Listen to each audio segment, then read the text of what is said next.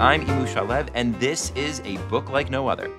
We're on episode 3 of mine and Rabbi Fohrman's trek through the Garden of Eden. And coming off the cliffhanger from last time, things were feeling suspenseful.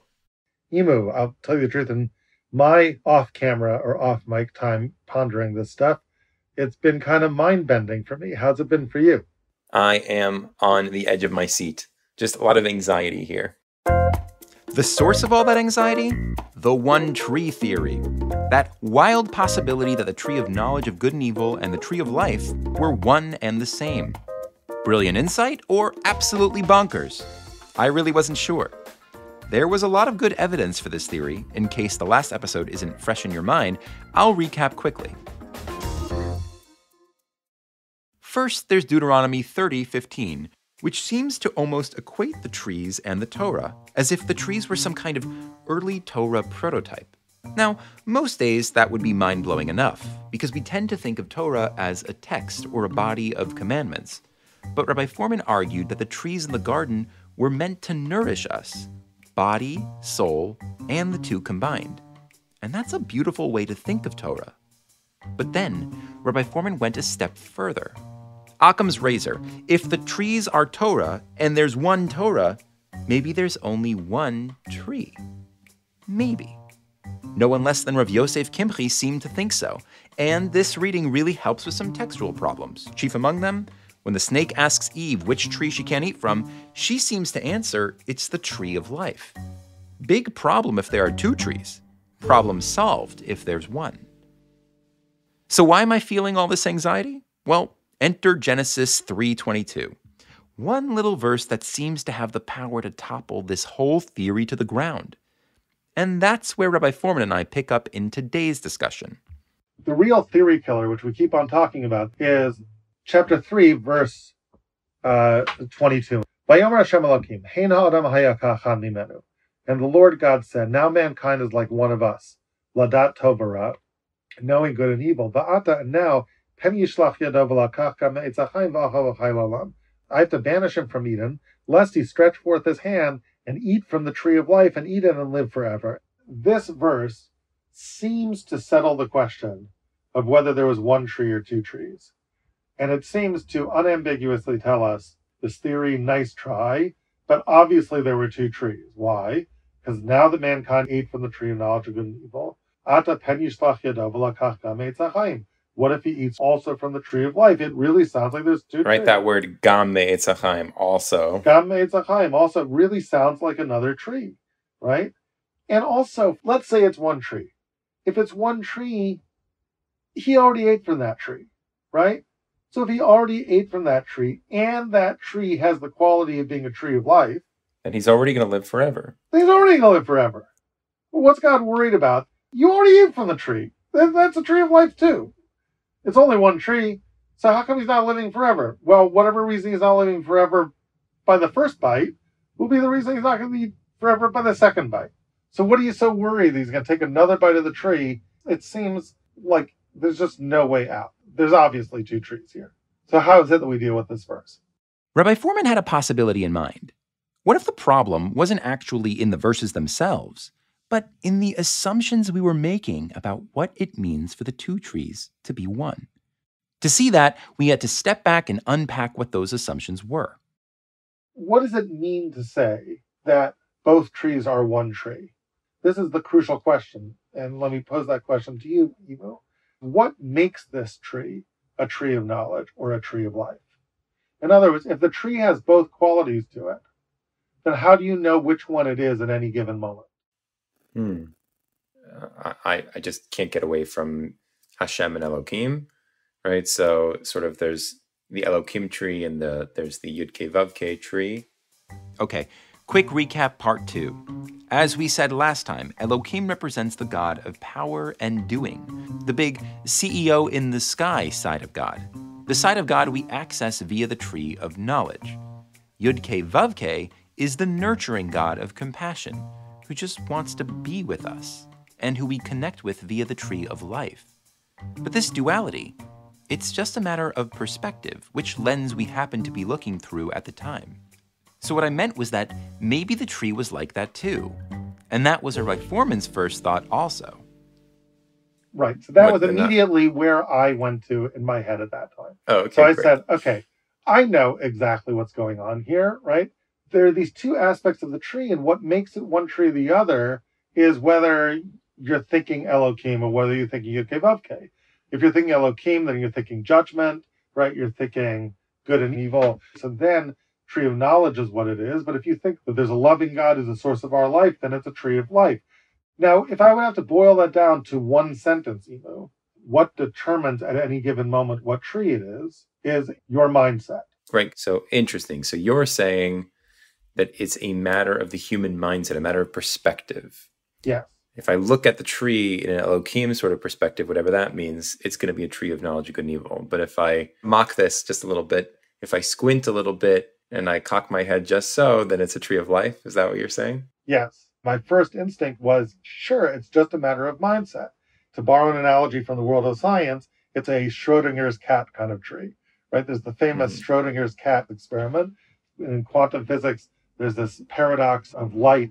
Is it a particle or is it a wave, right? And at some level, the answer is it depends what you're looking for when you look at light, right? And if you're doing an experiment which requires particles to show up, then light will dutifully show up as a particle. And if you're doing an experiment that requires a wave to show up, then light will dutifully shed its particle status and will look purely like a wave, and light will become a chameleon depending on what you want it to be.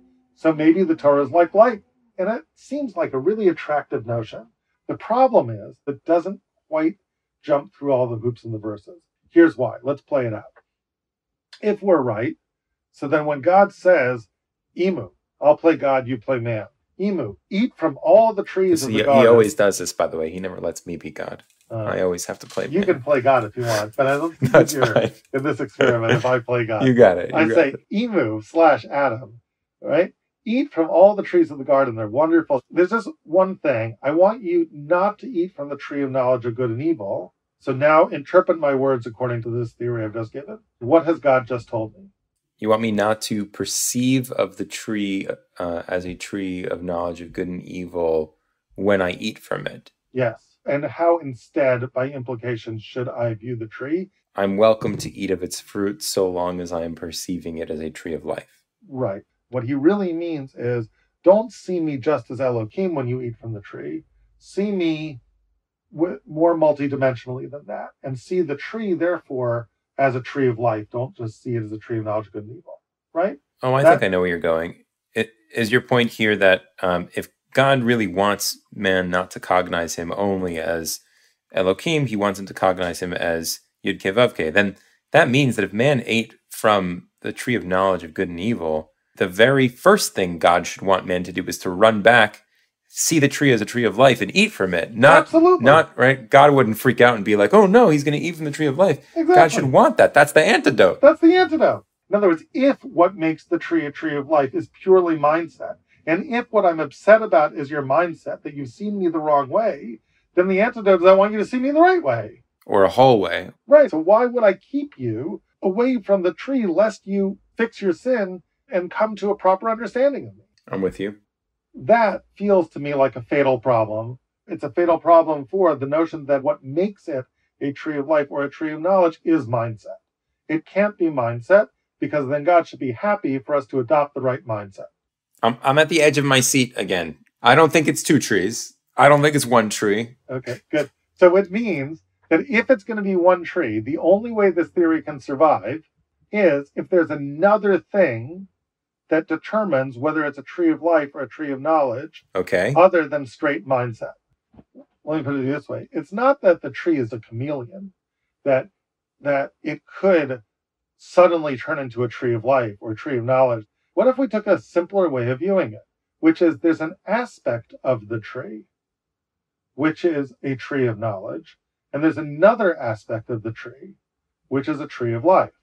You're saying like physically. This is what's mind-bending for me here, right? So like how much of this is spiritual, heebie-jeebie metaphor, and how much of this is like an orange? Right. Yeah. What if it's really simple? So are you saying it's like a tree with two fruits on it? Like maybe. I was on the right track. Rabbi Fohrman was suggesting that solving this problem lay in breaking the tree down into two different parts. One part that made it a tree of life, and one part that made it a tree of knowledge. But Rabbi Fohrman had something a little more elegant than 2 fruits in mind, and it was actually his 13-year-old son who he had to thank for the insight. Okay, so here the answer came to me through actually my son, Avichai. So we were puzzling about this over Sukkot, and Avichai noticed something fascinating. And here's what he noticed. Avichai said, take a look at the moment Chava disobeys the command and eats from the tree, because that surely is the moment where the tree is being related to as a tree of knowledge of good and evil. So let's go back and take a look at the verse. Let's start from verse 2, right? The serpent has said, did God really say that you're not allowed to eat from the trees of the garden? Imu, can you read that verse? Sure. V'tomer ha'isha ela nachash.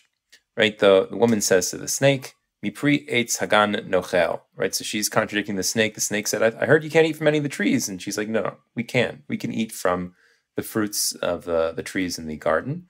Umipri ha'etz asher betoch hagan. And the fruit of that tree which is in the middle of the garden, Amar Elohim lo tochlu mimenu.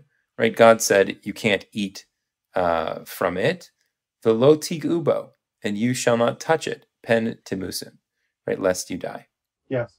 What do you see in those verses? What do I see in those verses?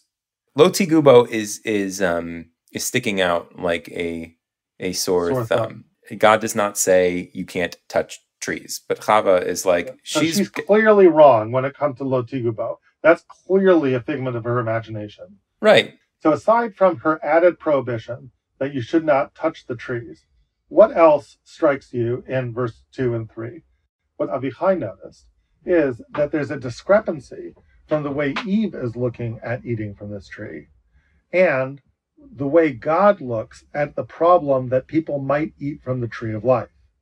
Now let's go back to that verse for a moment in 3.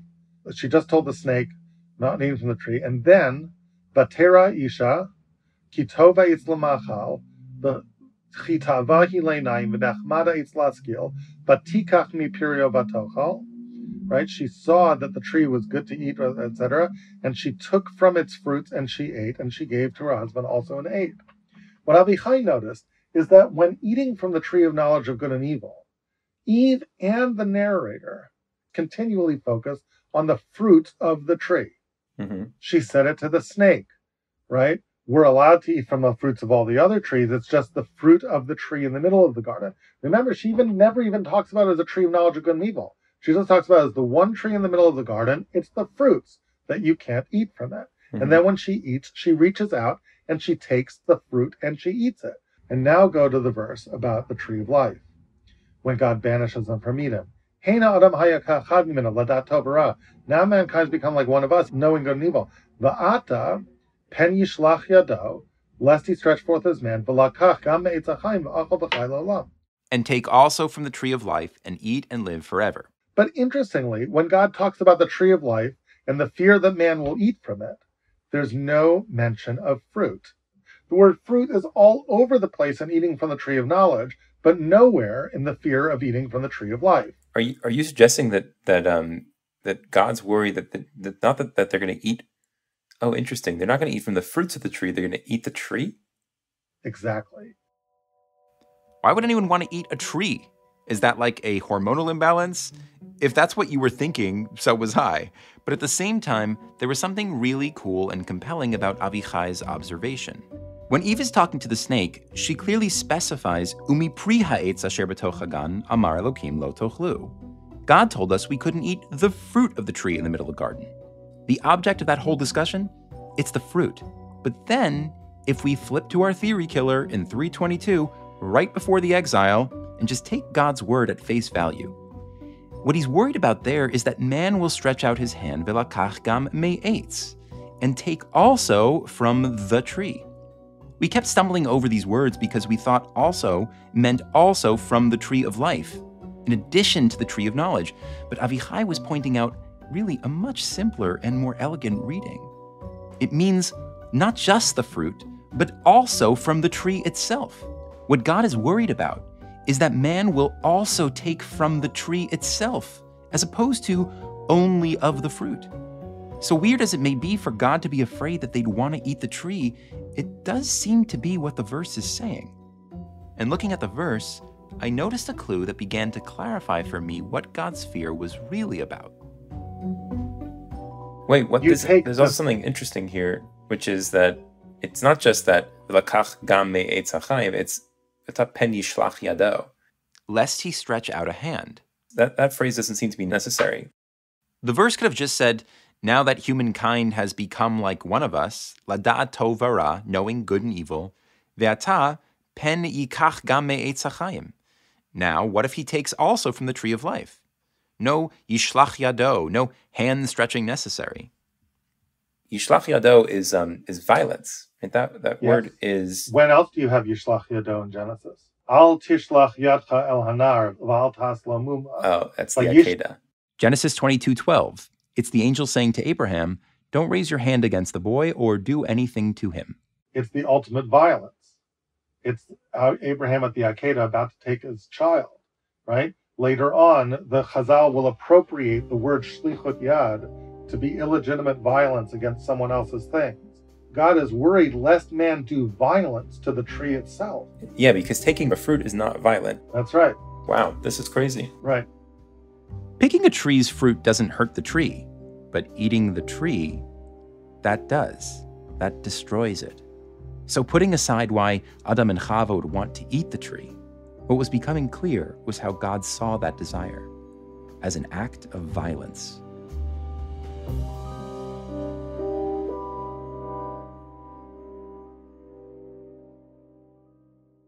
So here is what emerges from Avichai's diuk, as it were, Avichai's inference. The fruits of the tree are the tree of knowledge of it. In other words, literally the fruits of the tree are knowledge of good and evil. But the tree itself is a tree of life. This is mind-blowing.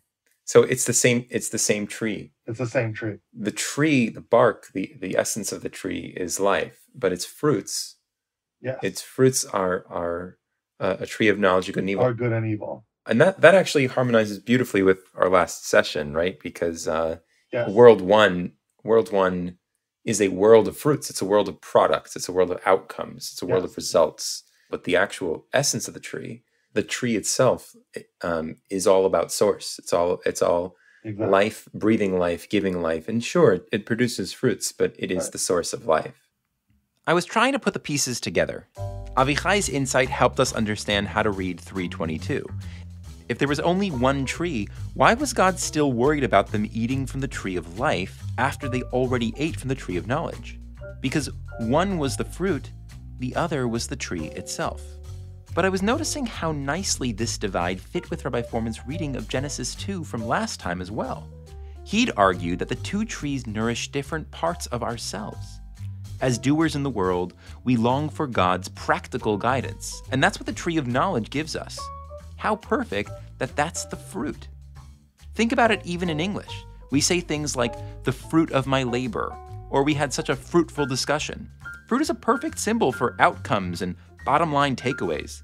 But that tree of life, Yud-K Vav-K, pure soul connection, now that, very appropriately, was embodied by the tree itself. Think about trees. If you read a book like The Hidden Life of Trees, they're incredibly sophisticated creatures. There's neural networks in trees that make an entire forest some sort of, huge living organism that interacts with each other, that cares for one another, can keep stumps alive, but no tree has a brain. It's just being. I mean, I remember having this visceral reaction. We were hiking through Huddart Park, is this gorgeous redwood forest. I'm there with my son, and I was just struck at how silent it was. And I turned to Avichai and said, it feels like we're all alone. He says, we're not all alone. Look at all these trees, right? And it struck me, that's true. There's all these silent trees, and these trees aren't alone. They're in relationship with one another. I'm supposed to be in relationship with them too. There's a whole world of life here, but it's quiet, right? It's silent. These aren't trees that do. The whole doing part of life is not the domain of a tree. A tree knows about just what does it mean to be, to experience this world, to experience my life in connection with other trees, in connection with the earth, in connection with the air. And for no tree is this more true than the tree of life. Remember last time through our reading of Genesis 2:7 and 2:9, Rabbi Fohrman argued that the whole purpose of the tree of life in the garden was to connect us to God by being a source of God's heavenly breath. There's leaves on this tree that exude heavenly oxygen that you're meant to just embrace and take in, which is why Solomon says, Eitz Chaim hi, not la'ochle piryo. It's not a tree of life to those who eat of its fruits. Eitz Chaim hi l'machazikim ba. It's a tree of life to those who are willing to grab a hold of it. He's telling you the mode of how you access the chayim of the tree. That makes so much more sense, right? It makes so much more sense to sing Eitz Chaim hi la'ochle piryo. Of course, that's what he should have said. But it's not. We sing Eitz Chaim hi la'machazikim ba. When was the last time you held a tree? Yeah. Right? It's very counterintuitive, and yet that's the only way to interact with the tree of life, without being violent toward it. Yeah, which is the answer to why God doesn't even have to tell you about the tree of life. All God has to say is, there's a tree in the middle of the garden, don't eat its fruits. What should I do? Just hang out in the garden. Eat all the other trees. Hang out, right? It's an impressive tree. Look at it. Breathe it. Be with the tree. Just bask in its beauty. Just enjoy it. Just be there. Maybe sidle up to the tree one day. Hold it, right? It's there for you. That's the magic of the tree of life. This whole tree-hugging thing may seem a little speculative, but it was actually based on a very close reading of our old friend, chapter 2, verse 9. Listen to the verse. And God caused to grow from the ground every tree that was pleasing to behold and good for food. So we know that there's two ways man can relate to all these trees. They're beautiful to look at, and they're delicious to eat. And God says, Mikol eitz hagan achol tochel, from all the trees of the garden you shall surely eat. By implication, should you also look at them? Of course, you can look at them and you can eat them, right? But the reason why I'm mentioning the eating part of it is because I'm contrasting it to the one tree, b'toch hagan, you shouldn't eat from. So therefore, what should you do with it? The answer is you should look at it. And that's how you relate to it. It's the tree that you just hang out with. Just behold it. Just be with it. So now we had a reading for Genesis 3:22. Adam and Chava ate the fruit. God was worried that they'd eat from the tree itself. Plus, we had a way more robust picture of how these special trees, how this special tree, provided its different forms of spiritual nutrients. Knowledge of good and evil was packed into its fruits, and that's what was off limits. The tree itself nurtured our souls, our very beings, with God's breath. All in all, the one tree theory was saved. The mystery of Eden's setting was solved. Well, it's been fun. See you later. No, I'm still here. We may have figured out the mystery, but we were far from understanding what it meant. There was still this question. Why, after eating the fruit, would Adam and Eve want to eat the tree itself? And here's another one. Why couldn't Adam and Eve hang out with the tree and eat its fruits from the get-go? The last question is a variation of one we've asked before. Why would God want to keep knowledge of good and evil from us? Now, Rabbi Fohrman's already suggested that maybe God never intended for the restriction in the garden to be forever. There's even a medrash that says as much. So the question isn't really why we couldn't eat the fruit, but why did God want us to wait to eat them and just hang out with the tree first? I have to tell you, this question was genuinely eating at me. So between sessions, I sent Rabbi Fohrman a voice message about it that sparked a conversation I want to play for you now. Unfortunately, this conversation didn't happen during a regular recording session, so the audio quality isn't the best, but I hope the content will make up for it. We're finally going to see how this shift in the setting of the garden from 2 trees to 1 has resounding implications for all the drama that happened there. And not just that, but going back to the connection between Torah and the tree, how the drama in Eden has resounding implications for how we're meant to relate to God's words. It's a rich discussion, if I do say so myself, and I'm excited for you to hear it. Did you get a chance to listen to the voice notes I left you earlier today? What there were voice notes about what we're doing? Yeah. Do you mind just listening to us? Sure. Hey, good morning. Just wanted to let you know that I've been playing with one of the ideas that we were talking about. The voice note goes on to describe how that Shabbos, I'd shared what we'd been learning at my table. Since no one else had Chumashim, I kept rereading the verses, especially the one about God creating all the trees, saying that verse over and over. I noticed a pattern. The first part of it describes the regular trees in two ways, nechmad lemar'eh v'tov lema'achal, pleasant to behold and good for food. While the second part of the verse also gives us a pair, the two special trees, tree of life and tree of knowledge. So it's two sets of two, one after the other, and they seem to parallel each other. Rabbi Fohrman had already made a connection between nechmad lemar'eh and the tree of life. Just beholding is a very tree of life way of relating. But that connection holds true for tov lema'achal and the tree of knowledge too. For one, tov lema'achal, good to eat, shows up in the second part of the verse explicitly in terms of language. It's an eitz hada'as tov vara, a tree of knowledge of good and evil. But also conceptually, good to eat captures such a tree of knowledge approach when you're asking what's the utility or value of whatever you're assessing. It was like these descriptors were instructing us how to embody the trees. Seeing it this way, Rabbi Fohrman's insight that we're meant to relate to the tree of life first before eating its fruit became even more significant to me.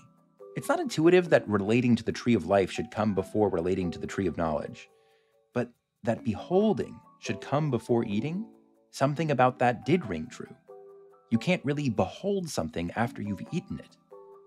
And once you begin to think of something in a utilitarian sort of way, where you try and assess its value, you can't really go back to appreciating it on its own terms. So that path of appreciating something before using it, of tree of life before tree of knowledge, it started to make more sense to me. But that's not the only thing I noticed that Shabbos. Listen to how Eve describes the tree when she's talking to the snake. It's filled with language parallels from the verse describing the trees. V'tereh ha'isha ki tov ha'etz lema'achal, v'chi ta'avahu la'inayim, v'nechmad ha'etz lahaskil. The woman saw that the tree was good for eating, and a delight to the eyes, and that the tree was desirable, nechmad, as a source of wisdom. It's a very similar list to the first verse, right? Except that Eve, she switches the order. The first thing she says is that the tree is tov lema'achal, that it's good for eating. And I couldn't help wonder if that switch was somehow a catalyst for what happened next. Actually eating the forbidden fruit. I was really curious to hear what Rabbi Fohrman had to say about all this. Maybe Eve's switch was just a coincidence, a negligible difference. But on a personal level, it made me think of so many different situations, times my kids are upset or I'm struggling with a colleague at Aleph Beta, and at times my first impulse is to take a tree of knowledge approach. To assess the situation, what's the best outcome here? And then jump into action to get to that. But when I choose nechmad lemar'eh, to take a tree of life approach first, meaning just to listen and appreciate the other person, make no judgments, it inevitably leads to richer connections. So anyways, it really does seem like a key to living a good life is, can you approach nechmad lemar'eh and then tov lema'achal? Okay, I'll stop here. But mostly what I communicate is that it's mattered to me a great deal, and it's very moving. Hey, Emu. Hey. Yeah, I agree. One of the ways I would put it is that essence always has to come before fruits, right? Fruits themselves are the product of the trunk, right? The trunk needs to be related to before you can relate to the fruit. Right? So some level, that's what it is. Or to put it another way, there's something unapproachable about God or about this tree that requires me to hold back, that I can't have it for a while. So to me, what happens is that when you take yira and you combine it together with ava, right, then you get something really mind-blowing. Here's what I heard Rabbi Fohrman saying. In our relationship with God, as in all relationships, some restraint is a good thing. It forces you to behold first before tasting, as it were, meaning before you benefit in a more self-serving way from the relationship. And ultimately, this restraint enriches the tasting. But Rabbi Fohrman was actually saying something a little more than this, because the way I just described it, that still has a utilitarian bent to it. Wait now, and the experience will be more enjoyable later. For Rabbi Fohrman, beholding before eating wasn't just about the joys of delayed gratification. It was a value in and of itself, a way of honoring the other person, regardless of what you ended up getting from them. The fact that I am beholding without tasting, why am I doing that? I'm not doing that just to enhance my own pleasure. It does enhance. It's sort of beholding its integrity to some extent. It's no longer in service why of am I you. doing that? Because I respect the thing, and therefore respect demands that I appreciate it in and of itself before taking from it, right? Now, why do I respect it? I respect it because of power, because it has because it's deserving. It's deserving of respect, and that you're calling power. Yes, you're respecting the power of the thing. Mm-hmm. You're respecting its demand on you that you just behold it. I'm not just a thing that can be taken at will and even united in love with you. So it's very interesting. Like you have Orla, right? You plant a new tree. You can't eat. You have to respect. Then you can eat. When you have an animal, you can't just eat. You have to slaughter, pour the blood on the earth, return, right? And then you can eat. Right. So what's happening, ironically, is that there's lots of different values here. And unless you play it in slow motion, you don't get to see them all unfold, right? In other words, I might start by saying, well, I'm a tree of knowledge kind of guy. I'm just interested in tachlis. I want to know the difference between good and evil because I want to do in the world, right? Okay. So then we say, well, 1 second, hold on. There's something else. There's a tree. It's a smell. You have to love the Torah. Torah is not just something that practically helps you do. You have to fall in love with the Torah first. So you say, okay, you're right. Sorry. It's not really what you're saying is so profound. It's so good. Yeah, it's so good. It's not love. I have to be in love with the Torah, right? But what I don't understand is that my holding back on the doing and my willingness to love the Torah in a non-conceptive way actually brings another value, a third value into it, which even is before love, which is respect. Mm-hmm. I've respected you enough not to just go for your fruits, right? Mm-hmm. Not to see you as a thing, a commodity, right? But now I've respected you. So now when I join with you in love, the love itself is more powerful, right? It's this merger of love, respect. Now, once I love, respect you enough, now I can have your fruits. And that's a whole different thing. Really profound. Because I do think like the way I was raised and the way I think religion is often taught is actually run to do mitzvahs. Right? Run to do mitzvahs. It's good. Just do. Yep. But if you ever stopped me to say like, do you really love God? It's just a whole other lens. Right. To me, the energy of doing and focusing on outcomes is a very different energy than withholding and respecting. Respect is the beginning of a demand to behold. First behold then love, right? And once you get your beingness correct, that beholding and respectful loving, then you can bring in the doing of asiyas mitzvahs. But before that, it's toxic, which is why the tree of knowledge alone is toxic. Crazy. Rabbi Fohrman was adding such a layer of nuance to my observations about Nechmad L'Mareh and Tov L'Ma'achal.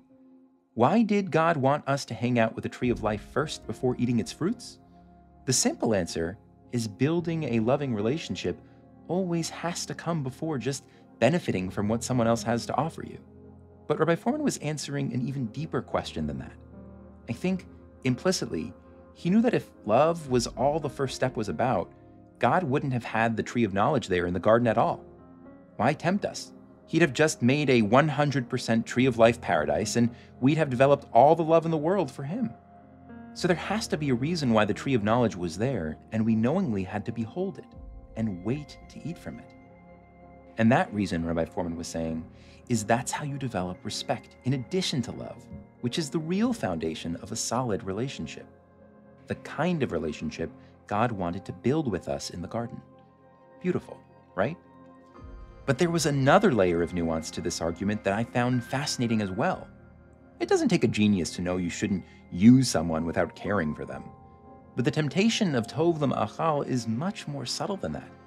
When we're in utilitarian mode, tree of knowledge mode, we aren't necessarily just out for ourselves. We could be taking action for noble reasons.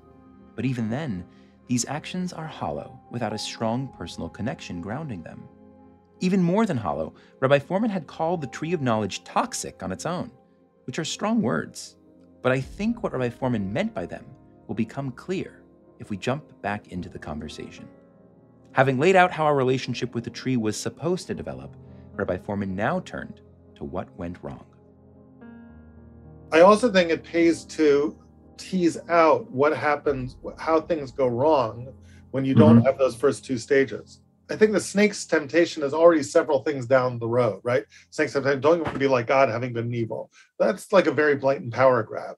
But let's even go before that. Let's say my real sin is that I'm passing over the tree of life, right? And I'm going straight for doing. So let's say I'm Chava and I have the Lishma thing, right? I say like, no, there's this wonderful tree in the world and it's God's words. And God's words are meant to guide me in my life. So I'd sure love to know what God thinks about good and evil, right? And that's my first mistake. I want to know what God thinks about good and evil so I can live my life before I appreciate the magic of the fact that God is even just talking to me. Yeah, that to me already feels tragic because it's so outcome oriented. Right. Like, what you want from me, my fruits? Also really interesting about it is that notice that the other trees are nechmad l'mareh, right? And with this tree, it's ta'ava le'inayim. Rabbi Fohrman is referring back to Eve's description of the tree right before she eats the fruit. Vateireh ha'isha ki tov ha'etz lama'achal v'chi ta'avahu la'inayim. The woman saw that the tree was good for eating and a desire for the eyes. Eve switches the order of descriptors, but Rabbi Fohrman was noticing another difference. Eve and the earlier verse both called the tree tov lema'achal, good to eat. But in chapter 2, the trees are called nechmad lemareh, pleasant to behold. And Eve calls them ta'ava le'einayim, desirable for the eyes. Similar concepts, but they're not a perfect match. So it's interesting. You have to ask yourself, how did it become ta'ava le'einayim, just not nechmad lemareh? That makes a lot of sense to me. No. So the eitz is tov l'machal, which is inappropriate. That's supposed to come later. And then the einayim now get involved. The einayim, oh great, einayim are here? That's the beholding one. Maybe they'll get us back on track. But no, now the einayim can no longer even behold in a nechmad kind of way. So tov becomes ta'ava. Phonologically, tov almost plays off ta'ava. Oh, right? Interesting. Yeah, it's a total corruption, right? Tov is theoretically a word that means good, although here it's utilitarian. And then ta'ava is this almost this lie you tell yourself. Lusting after it with my eyes. Yeah, I'll be satiated if I get this. Right, and lusting after it is, it's interesting. You start with Chava and you say, okay, Chava, why do you want that tree? And she says, well, I really want to know God's value system. Why? Well, it would really be useful for me in my life to be able to make decisions, to have this, objective value system of good and evil, and then to be able to make those godly decisions that's why I think these words are very helpful to me. They give me this utility. But if I'm doing that without loving God, I'm just consuming what God has to give me in this tree. So then what happens is, in the absence of love, really all I'm left with is the utility. And once I start realizing how big that utility is, I realize how powerful this thing that the tree gives me is. So it's like, wow, I'm really much better off having these concepts of good and evil. That's a really powerful thing to have. So when you marry love and fear together, so that becomes a loving awe, right? But when you separate them, so it's just straight out fear and admiration of power, right? But nothing really more than that. That's when the snake comes in and the snake says, oh, but you know what? God doesn't really want you to have that tree. Oh, so is God keeping that power to himself?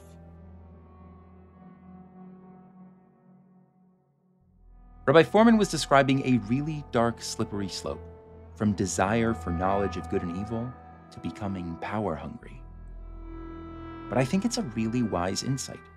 Pursuing anything with cold-hearted singularity becomes a kind of power grab.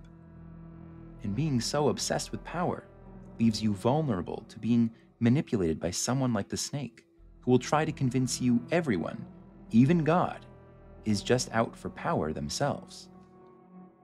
By the way, Rabbi Fohrman has some support for this idea about the snake that he didn't happen to mention in this conversation. Remember in creation story number 2, God is always Yud Ke Vav Ke Elohim? The one exception is when the snake talks to Eve.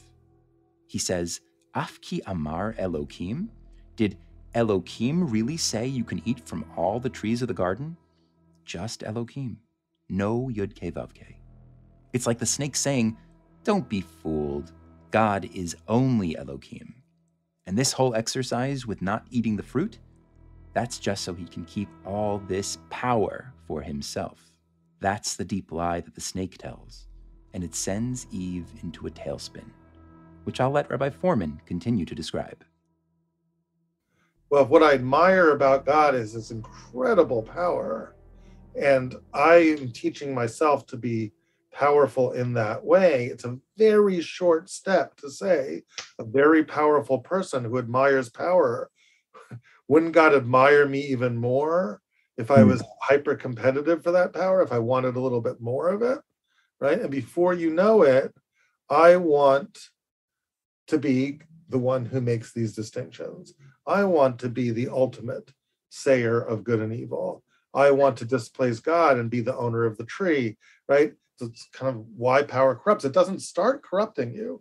It starts with just like I'm admiring God and God is powerful, and that's true. But unless you tell yourself the whole truth, you'll be corrupted by that. Really interesting. Do you think that's why she does this thing that just don't understand her motivation for, right? Why does she turn around and give it to Adam? And I always thought that it was shame, that she actually felt like, if I'm going down, I'm bringing down someone else with me. But you seem to paint an Eve that is really interested in knowing good and evil because she thinks that's the right thing to do. And the very first thing she does is actually pronounce good and evil. She actually undoes the only good and evil decree that there ever was, right? Don't eat from this. She's like, oh, I can decide this is actually good to eat. And so she commands man almost. Right. Like if I was Eve, I would say, wow, I feel newly empowered in a good spiritual way.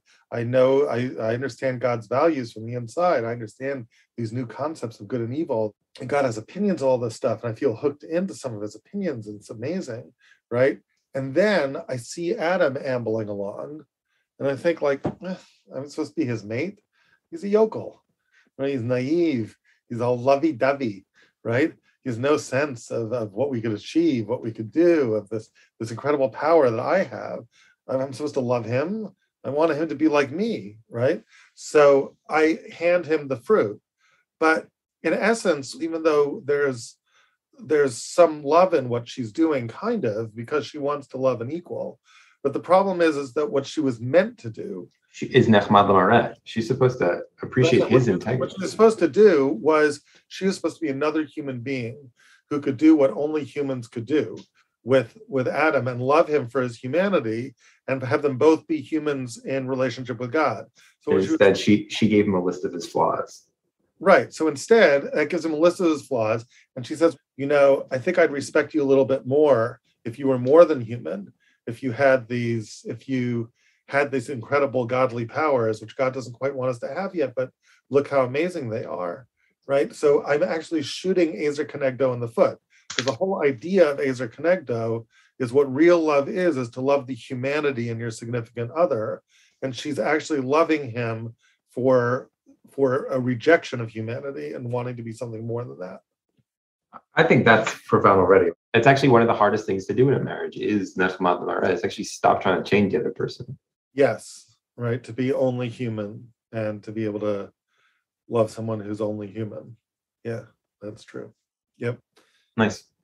Anyway, so those were good points about nechmad l'mareh. I think it's beautiful seeing so much in nechmad l'mareh coming before tov l'machal, in her subtle inversion of tov l'machal, and then seeing it as we've done, that tov l'machal then corrupts nechmad l'mareh to make it into tava le'nayim, which is more of a self-serving thing, right? Is what happens when you really take love out of the picture and don't relate to the tree as it is.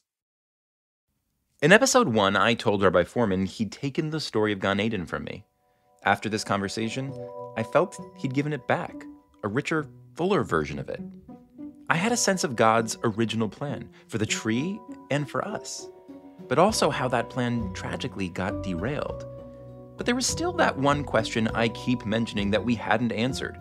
I could understand why someone might want to eat the fruit, but why in the world would they want to eat the tree itself? Absurd as this may sound, Rabbi Fohrman saw it as the natural outgrowth of everything we've been saying. Okay, now, Imu, what if I was someone who was obsessed with the fruits? I was obsessed with what I could get from the tree. So now let's play this little game. What do I get from the tree? So I start with knowledge of good and evil. Okay, that's great. But if I don't think God loves me, if I don't care about connecting to God, all I care about is his rules. There's something hollow at the heart of my relationship with God. I'm not willing to worship him because I love him. I'm only willing to worship him because he's got these rules, and I'm enamored with these rules. And if I'm the knower of all these rules and other people don't know the rules, I can actually start telling them what to do. And I'm the one who's looked at, and I'm the one who's admired because I know what to do. And how do you feel, Imu, when everybody admires you? Because you're the one who knows what to do.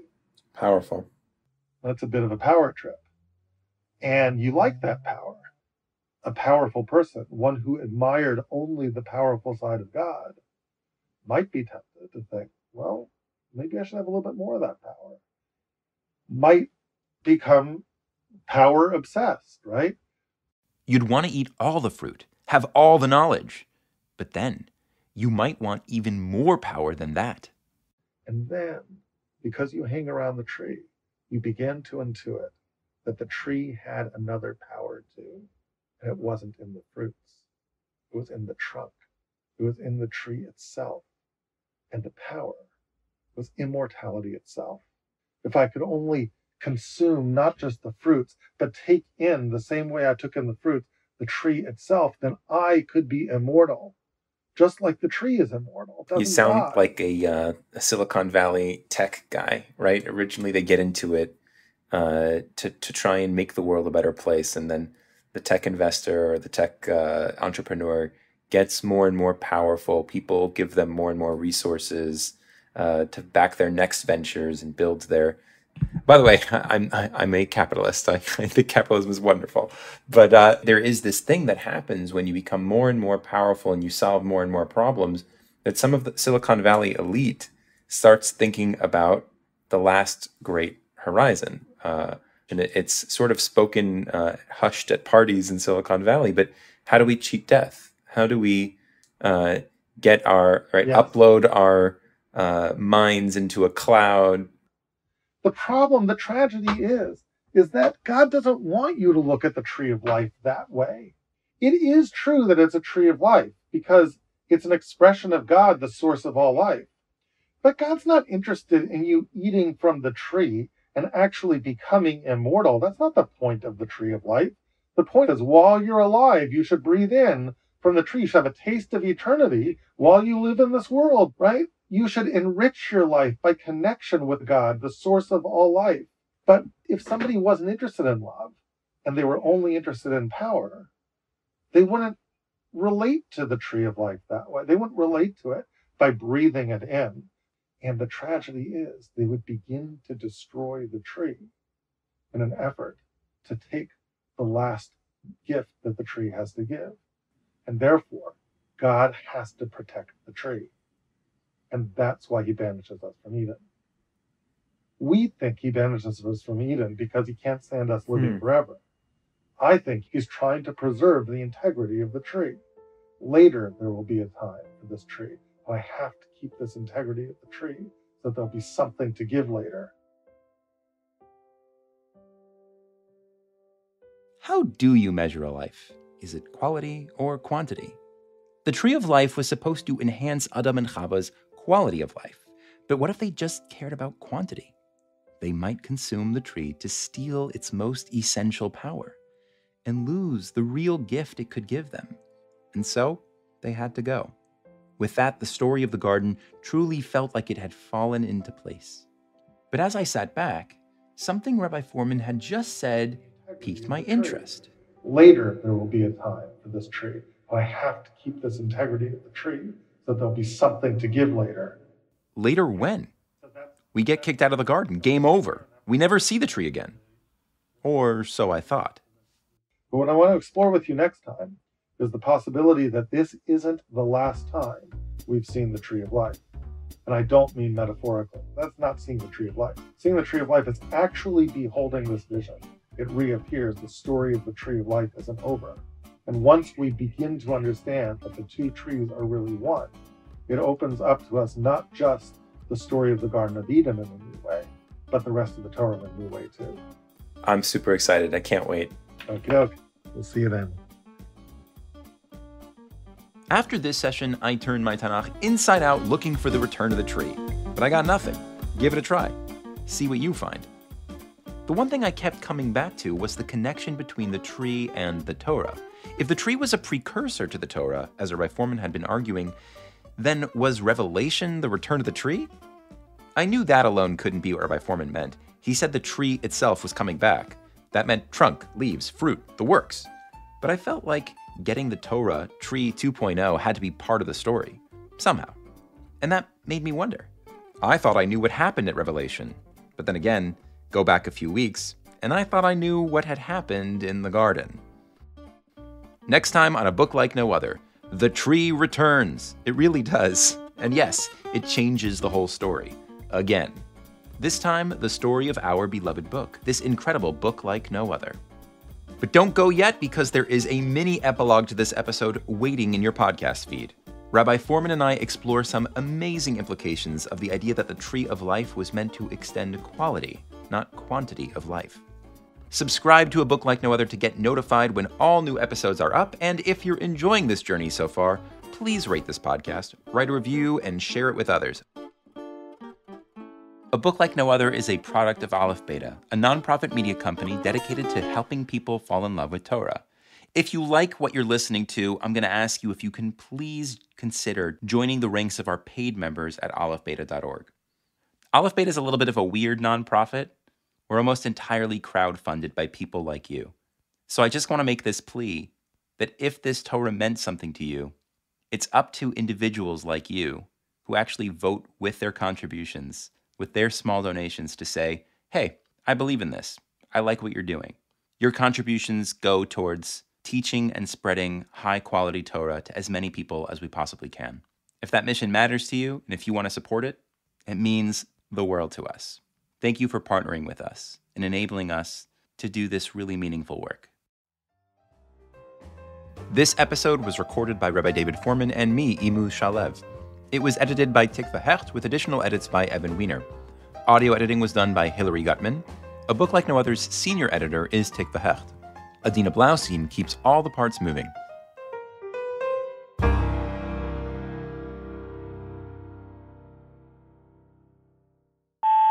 Hey, that was amazing. That was crazy. I didn't think you were going to be able to tie it up like that. But this is really compelling. Really compelling. The pen, what's it called? The Chava touching the tree now makes sense. Yeah. Right? You're actually not allowed to touch it, possibly, if you're approaching. Well, first of all, it could be that she exaggerated with Lo Tigubo, right? It could be that that would be an embrace and that would be okay. And tragically, she was like, no, we can't even touch it. I'm not sure. Maybe it's Lo Tochlu Mimenu, the Lo Tigubo is, right? It's just watch it. Yeah, you're really supposed to just watch it. Tigubo we may not need to take it literally, right? Especially in the don't eat from it and don't invade it. Don't invade it. Lo Tigubo would be don't take of its part. Don't just be so enamored that you start taking things from it. It has to just be there. Right. And so it actually kind of does work. Cool. Yeah. It's very cool. All right. Very farewell. Cool. Okay. I'm excited for the next session.